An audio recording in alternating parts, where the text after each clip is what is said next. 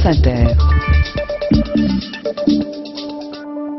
Cette semaine, double dose de François Morel, qu'on retrouve exceptionnellement ce jeudi matin. François Morel qui aujourd'hui pose une question. Bonjour François.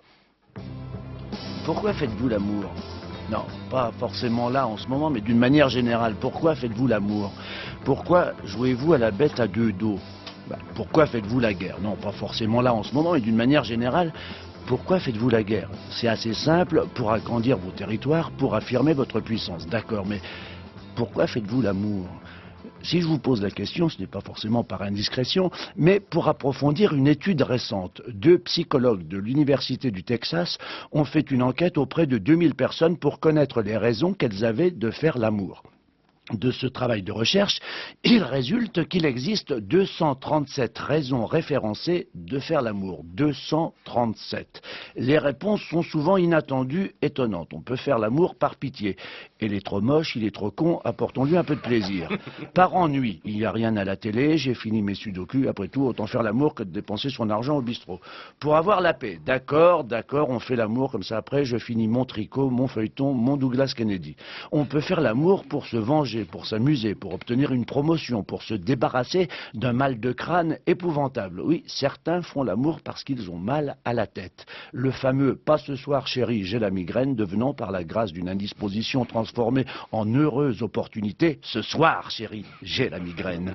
Il arrive également qu'on fasse l'amour pour fêter un événement. Le baptême du petit, la communion solennelle de la grande, le décès d'un oncle à héritage.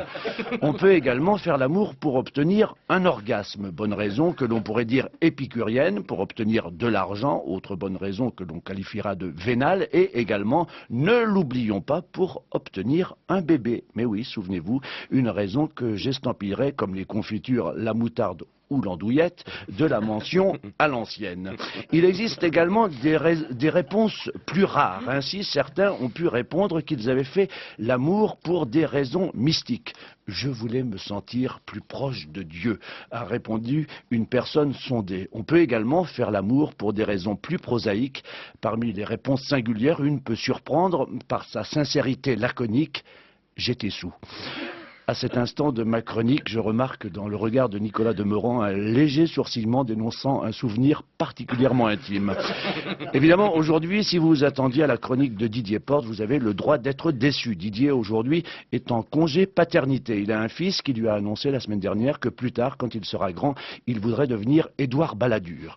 Son père a décidé de prendre une semaine de vacances pour lui refaire sa rééducation politique. Moi, je me suis dit que parler de la bagatelle à 8h moins 5, ça nous changerait les idées.